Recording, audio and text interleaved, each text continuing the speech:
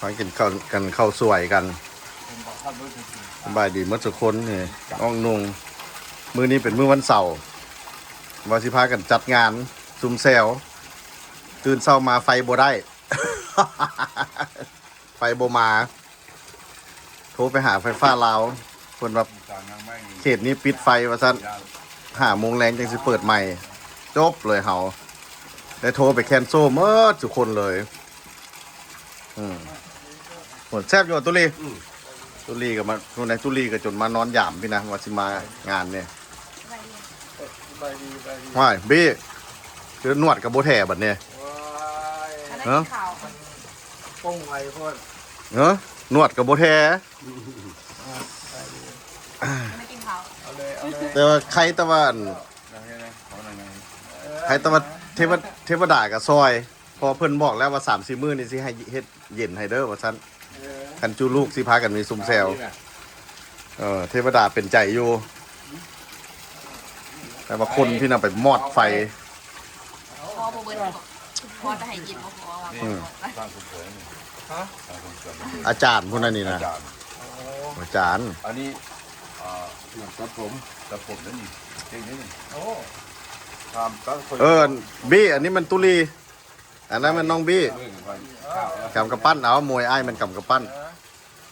ส่วนหลายบักเคิร์กก็บักเคิร์กบ่อยากจับมือข่อยโอ้ส่วนหลายบักเคิร์กก็บักเคิร์กไอ้บ่อยากจับมือไอ้ต่ำกระปั้นต่ำเอาบี้คือว่าจอยคนเก่าอ่ะเดี๋ยวนี้จอยแล้ววะคือมาลงหลายแถวแบบนี้โอ้เบิ่งจนออกแล้วก็มีหนวดอีกคนมีความทุกข์กว่านี่มีคนอุกใจว่ามีหนวดพร้อมไปพร้อมแบบนี้จอยแล้วมีหนวดไอ้อ้นก็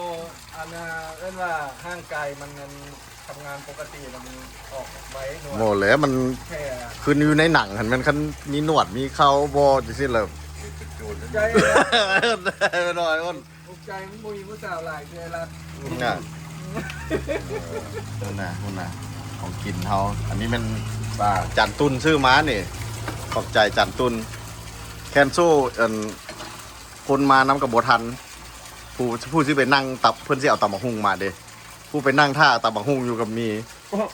โอ้จะไม่เห็นบาปยกเลิกมัดมือนี้พ่อแม่พี่น้องเลยโจ้จะไหนโจ้กินข้าวแล้วบ่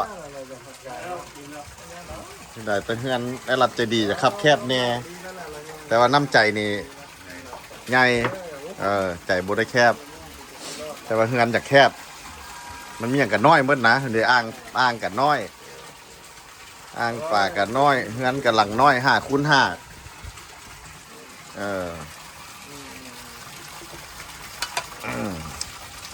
ห้วนหมอตุ้นพุ่นน่ะ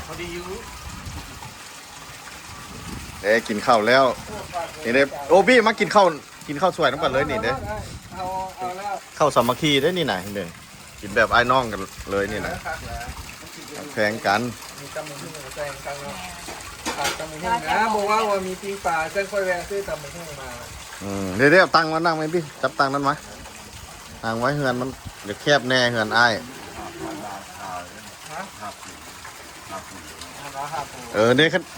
ได้อิ่มแล้วก็คลีนอัพเลยโอ้นี่เด้อนี่น้องเมียนได้ใจนะจ๊ะนะด้วยให้ตัดเส้ป่ะหรือให้คำใจเปลี่ยนเลยสาวคำใจเปลี่ยนไปแล้วเปลี่ยนเป็นสาวคำใจอิ่มแล้วอิ่มแล้วโอ้ยทำนี้มันมีแฟนแล้วมีแค่ตรงไหนเขาจะสวยอยู่มีแต่เราอยากได้เพิ่มมันก็ซ้ำนี้โบมีแฟนแหละโอ้ย impossible แล้วมีแต่ละเราอยากได้เพิ่มโอเคมวนมวนนะกับโบมีแฟนตลอดมีแฟนตลอดเมืองโน้นนี่นะดีแต่ว่าอากาศเย็นมื้อนี้ลมช่วยนี่เด้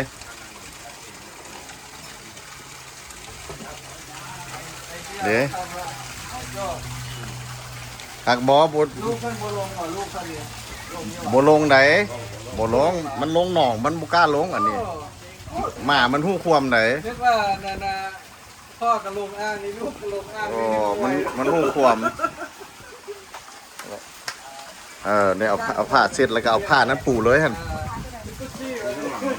บ่ผ้าพุ่นอยู่พุ่นผ้าแล้วก็ปูเอาหมกม่วงเอาหยังออกปูนั่นก่อนเนี่ยไอ้อ้นยิ้มเปื่อย เอาก่อนนะให้มันข้างออกเยอะนะเนาะมันเป็นบุญ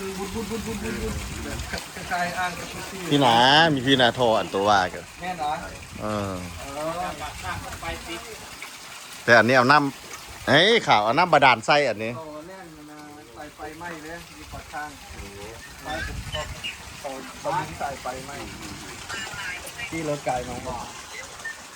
เอาอิ่มแล้วบ่ตุลี อิ่มแล้ว ตัวกินอีหยังนี่บัดนี้ ผมมองว่าคักเว้ย